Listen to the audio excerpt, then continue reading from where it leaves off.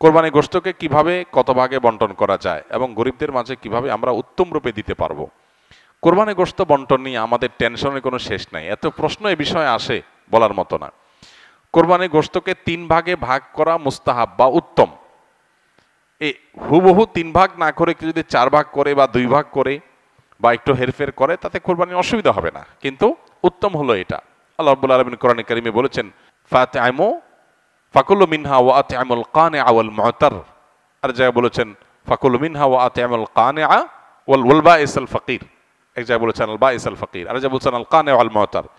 সর্বসাকল্যে 3টা শ্রেণী এখান থেকে পাওয়া যায়। নাম্বার 1, নিজের জন্য একটা অংশ রাখা, নিজের পরিবারের জন্য। আরেকটা অংশ হলো দরিদ্র অসহায় গরিব মানুষদেরকে, ফকিরদেরকে। আর আরেকটা অংশ হলো আপনার প্রতিবেশী আত্মীয় স্বজন যারা হয়তো মানুষের কাছে হাত পাততে পারে না, এরকম মানুষদেরকে।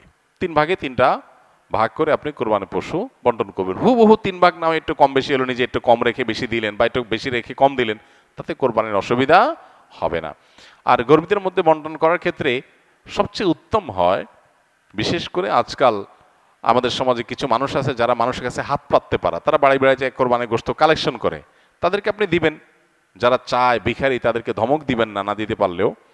কিন্তু এর চেয়ে বেশি ইম্পর্টেন্ট, এর চেয়ে বেশি গুরুত্বপূর্ণ হলো যে মানুষগুলো কোরবানি করে না কিন্তু মানুষের কাছে হাতও পাততে পারে না, তাদেরকে খুঁজে খুঁজে বের করে যে তাদের বাসায় বাসায় গিয়ে পৌঁছে দিয়ে আসেন, সেটা হবে সবচাইতে উত্তম। শহরে গ্রামে বিভিন্ন ক্ষেত্রে এরকম মানুষ পাবেন, সম্ভ্রান্ত, খুব লাজুক, খুব ভদ্র ফ্যামিলি, তারা কষ্টে আছেন। বিশেষ করে অনেক মানুষ দেখতে মনে হচ্ছে ফিটফাট ভালোই আছে, কিন্তু অনেকদিন চাকরি নাই, বেচারার ব্যবসা বাণিজ্য নাই, আয় ইনকাম নাই। এই মানুষগুলোকে খুঁজে খুঁজে তাদের বাসা বাসায় গোশত পৌঁছানো, এটা হলো সবচেয়ে জরুরি কাজ। এই জন্য এই কাজটা আমরা কোরবানিতে খুব বিশেষভাবে খেয়াল করবো, চেষ্টা করবো ইনশাআল্লাহ।